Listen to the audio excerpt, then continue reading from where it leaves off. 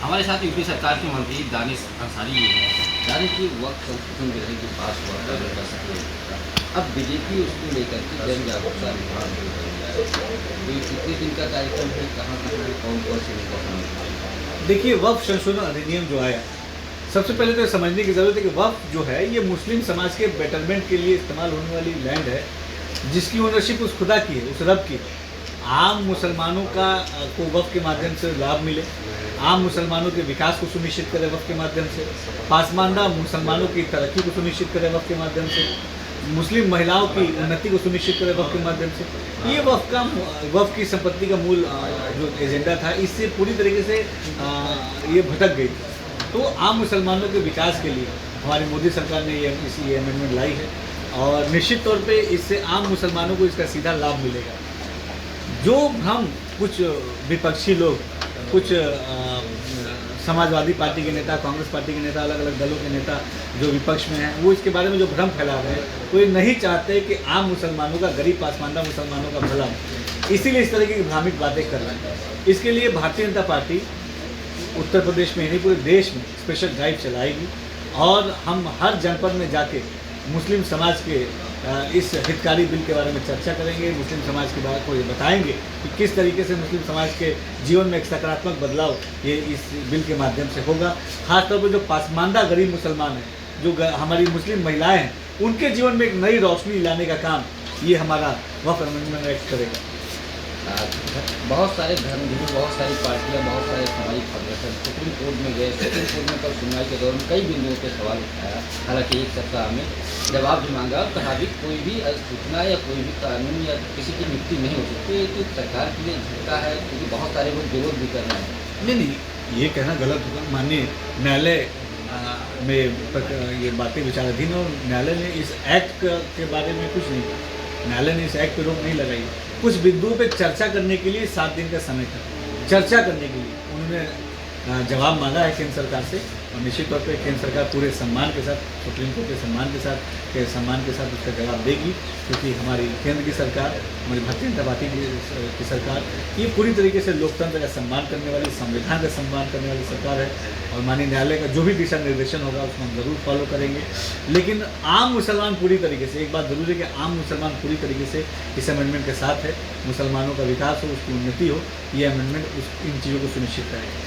अखिलेश यादव ने पिछले दिनों बयान दिया था कि भारतीय जनता पार्टी मुसलमानों को कई वर्गों में बांटना चाहती है, बांटने की राजनीति करती है। देखिए, समाजवादी, अगर देखिए मुसलमानों का सबसे ज़्यादा नुकसान किसी ने किया तो ये समाजवादी पार्टी ने किया, ये कांग्रेस पार्टी ने किया। आप मुझे ये बताइए कि कांग्रेस, समाजवादी पार्टी के शासनकाल में कई बार वो उत्तर प्रदेश में जो शासनकाल में रहे, लेटेस्ट 2012 से लेकर 17 तक थे वो, तो इस 12 से लेकर 17 तक कार्यकाल में कितने मदरसों को आधुनिक बनाया समाजवादी पार्टी ने, कितने मदरसों को स्किल डेवलपमेंट से जोड़ा समाजवादी पार्टी ने, कितने मदरसों में रोजगार मेले समाजवादी पार्टी ने लगाए, कितने अल्पसंख्यक बहुल क्षेत्रों का इंफ्रा डेवलपमेंट समाजवादी पार्टी ने किया, मुस्लिम महिलाओं के स्किल डेवलपमेंट के लिए क्या काम समाजवादी पार्टी ने किया, मुस्लिम समाज के जो पिछड़े पासमानदा वर्ग हैं उनके उत्थान के लिए क्या समाजवादी पार्टी ने किया।